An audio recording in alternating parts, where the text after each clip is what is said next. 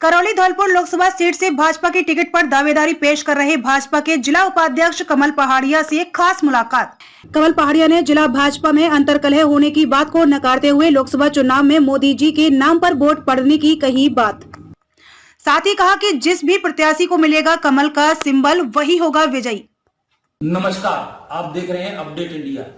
आज हमारे साथ मौजूद है कमल पहाड़िया। कमल पहाड़िया भाजपा के जिला उपाध्यक्ष हैं। करौली धौलपुर लोकसभा सीट से भाजपा की टिकट पर दावेदारी जता रहे हैं। कमल जी, आपका स्वागत है। धन्यवाद साहब, बहुत बहुत धन्यवाद।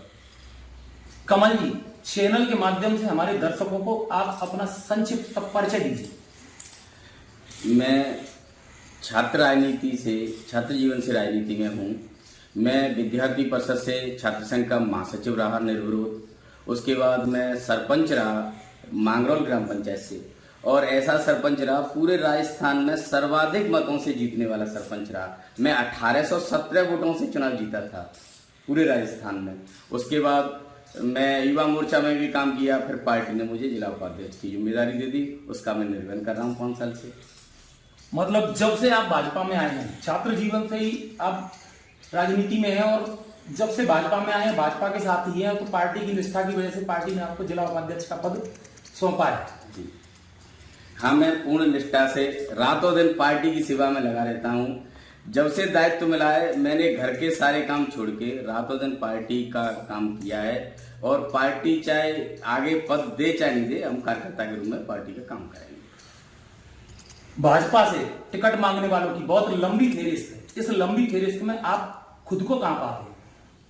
देखो, मैं तो एक साधारण सा किसान परिवार से जन्मा हुआ हूँ, लेकिन पार्टी की विचारधारा ऐसी है, इनसे प्रभावित होकर के छात्र जीवन से विद्यार्थी परिषद से जुड़ गया।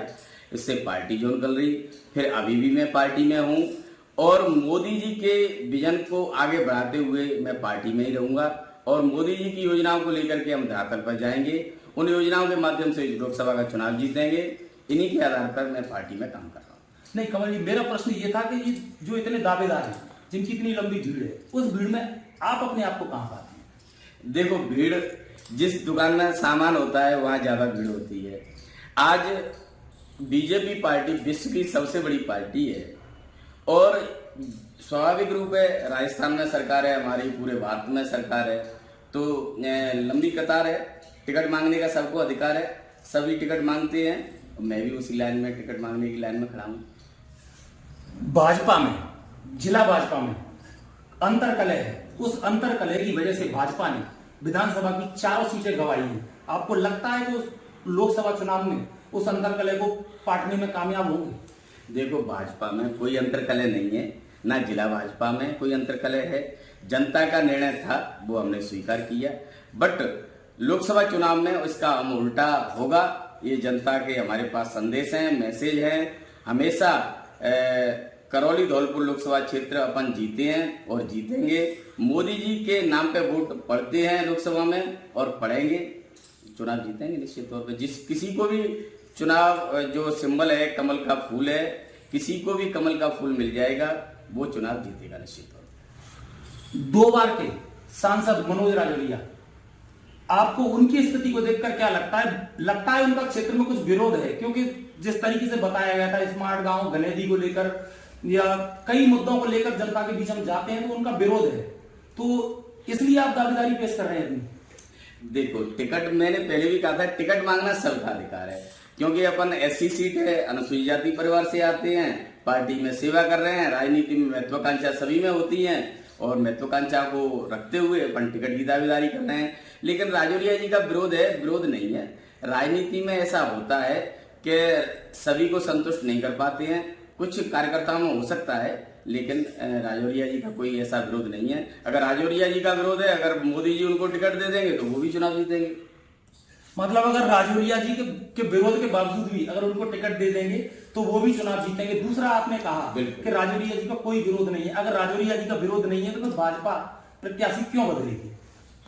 देखो, मैं बताऊं, भाजपा का ये है विरोध नहीं है, लेकिन राजौरिया जी कोई विरोध नहीं है, लेकिन प्रत्याशी की चयन की सवाल, तो जब ज्यादा लंबी लाइन होती है तो पार्टी ये देखती है नया चेहरा लाएं।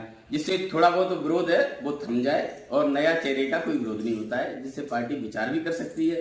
ये 100% ठीक नहीं है, सही नहीं है, लेकिन ये मेरी स्वयं की वो है मानना है। पार्टी आपको टिकट देती है तो जनता के बीच जाते वक्त आपके क्या मुद्दे रहेंगे? पार्टी अगर मुझे उम्मीदवार बना देगी तो हम मोदी जी की जो योजनाएं हैं उनको धरातल पर लेके जाएंगे। मोदी जी की योजनाओं को लेकर के हम वोट मांगेंगे।